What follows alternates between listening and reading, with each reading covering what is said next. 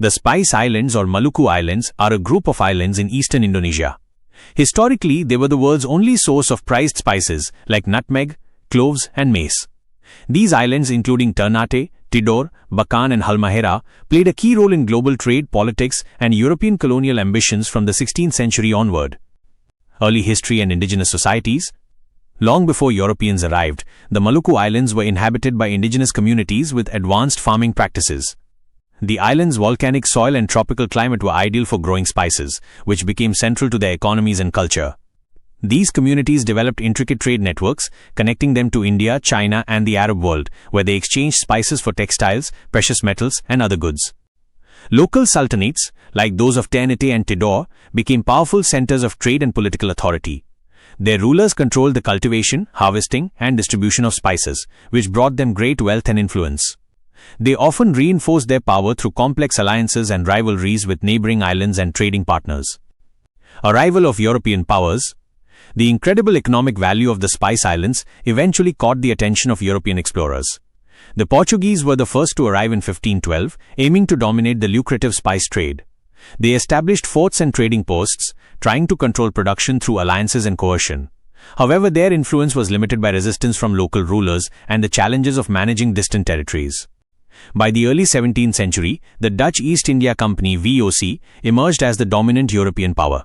Unlike the Portuguese, the Dutch implemented a systematic strategy to create a complete monopoly on the spice trade. They sought control not only of the trade routes, but also of the cultivation of the spices themselves. By forming alliances with some sultanates and waging war against others, they were able to enforce a virtual monopoly on nutmeg and cloves. Although the British were initially active in the region, they were eventually outcompeted by the VOC. The intense competition among European powers led to repeated conflicts, shaping the geopolitical landscape of Southeast Asia for centuries.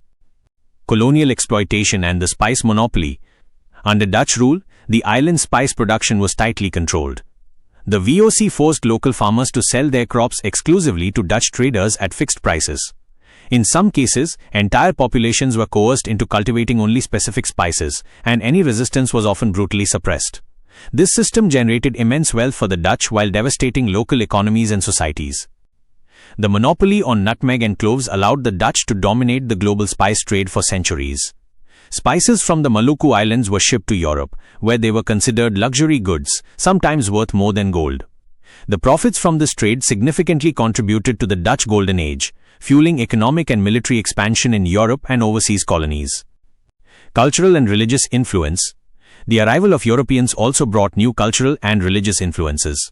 The Portuguese introduced Catholicism, establishing churches and missions, while the Dutch promoted Protestant Christianity. Over time, this led to a unique cultural blend as European traditions mixed with indigenous practices. Despite this, local customs, languages, and governance structures persisted, especially in more remote areas of the islands. Resistance and local power.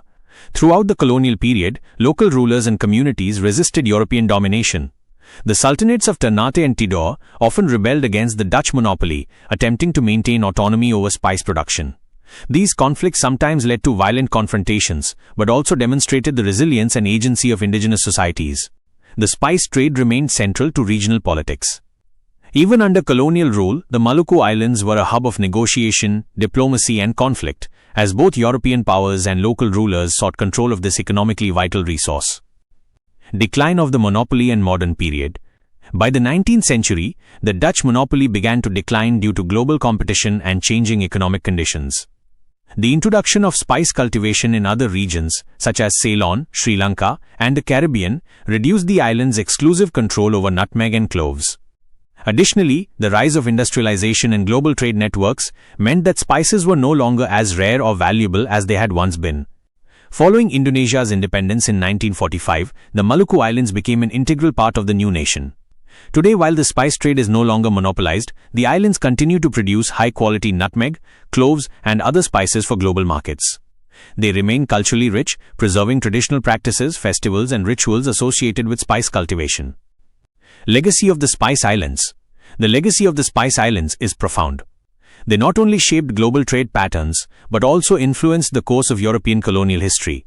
The islands were a catalyst for exploration, conquest, and cultural exchange, connecting Asia, Europe, and eventually the Americas in a web of commerce and diplomacy. The spice trade also left a lasting imprint on culinary traditions worldwide. Nutmeg, cloves and mace, once rare and expensive, are now common ingredients in kitchens around the globe, yet they carry with them the history of centuries of trade, exploitation, and cultural interaction. Today, the Maluku Islands are celebrated for their historical significance and natural beauty. They are a reminder of how a small group of islands with unique resources can shape the economic, political, and cultural trajectory of the world.